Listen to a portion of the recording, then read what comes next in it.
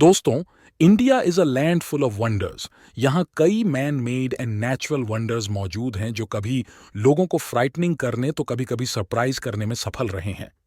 आज हम आपको बताने जा रहे हैं ऐसे ही कुछ अनबिलीवेबल केसेस जो दुनिया के तमाम लोगों को अपने रहस्यों से अस्टॉनिश्ड कर चुके हैं। तो चलिए जानते हैं इनके बारे में।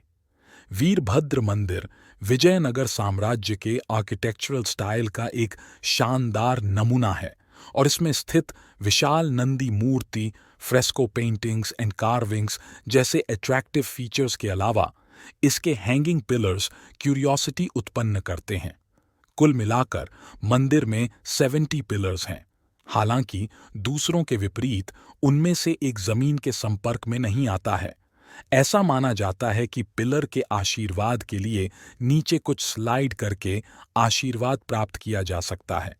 हिंदू पौराणिक कथाओं में यह वर्णन है कि रावण से अपनी पत्नी सीता को बचाने के लिए भगवान राम ने रामेश्वरम से एक फ्लोटिंग ब्रिज का निर्माण पॉल्क स्ट्रेट में श्रीलंका तक किया था। यह ब्रिज राम सेतु या एडम्स ब्रिज के रूप में जाना जाता है। चौंकाने वाली बात यह है कि इस एरिया के आसपास पाए गए कुछ पत्थर सामान्य पत्थरों की उपस्थिति में होते हुए भी पानी में डालते समय तैरते हैं। इस तरह के फ्लोटिंग स्टोन्स की घटना के पीछे कारण अभी तक वेरियस साइंटिस्ट द्वारा स्टडीज किए जाने के बावजूद पहचाना नहीं जा सका है। लोगों का मानना है कि यह पत्थर भगवान कृष्ण का मक्खन का मटका था जो आसमान से गिरा है। अब यह महाबलीपुरम में एक विशाल चट्टान के रूप में ऐसी ढलान पर रखा है जिसे देखकर लोग चौंक जाते हैं।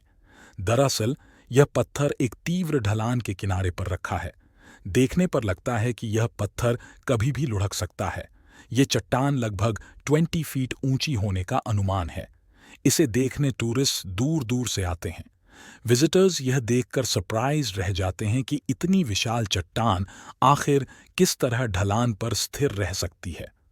बताते हैं कि 1908 में ब्रिटिश गवर्नमेंट ने डर के मारे इस चट्टान को यहां से हटाने का अटेम्प्ट किया था, लेकिन अटेम्प्ट फेल हो गया।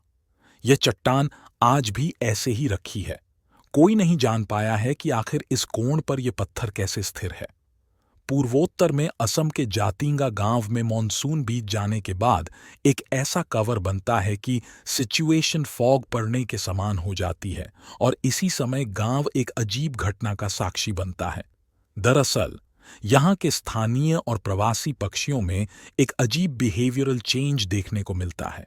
वैली के सारे बर्ड्स इस समय डिस्ट्रैक्टेड हो जाते हैं और रोशनी की ओर खींचे जाते हैं, लेकिन ये बर्ड्स इस वैली से बाहर निकल ही नहीं पाते।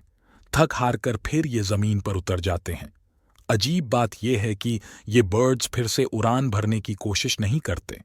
हालांकि रहस्यमय रूप से ऐसी घटना केवल जेटिंगा रिज की एक पर्टिकुलर स्ट्रिप पर देखी जाती है, न कि पूरी जगह। चाहे आपने आत्माओं की पूरी अवधारणा को कॉन्सेप्ट समझकर दिमाग से बाहर फेंक दिया हो, भानगढ़ का किला आपके विचार बदल सकता है। यह किला एक डिजर्टेड एरिया में स्थित है और यहां होने वाली सस्पिशियस एक्टिविटीज के पीछे कई किंवदंतियां हैं। यह किला सुंदर architecture, mansions, temples, ruins, garden से सज्जित है और यात्रा के लिए पब्लिक के लिए खुला भी है। हालांकि कई टूरिस्ट ने स्वीकार किया है कि इसके एनवायरनमेंट में एक कुछ सस्पिशियस मौजूद है। कईयों ने तो इसमें सीधे आत्माओं की रहस्यमयी आहट सुनने की बात तक कही है। यह भी माना जाता है कि रात में इस जगह जो कोई गया वह कभी जिंदा वापस नहीं लौटा।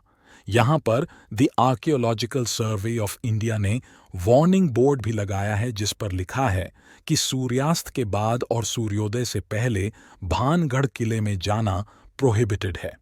तो आज हमने भारत के ये अनसुलझे रहस्य के बारे में जाना। अगर आपको वीडियो पसंद आया तो हमारे चैनल थ्योरी ब्रेकर को like, comment, share and subscribe करें।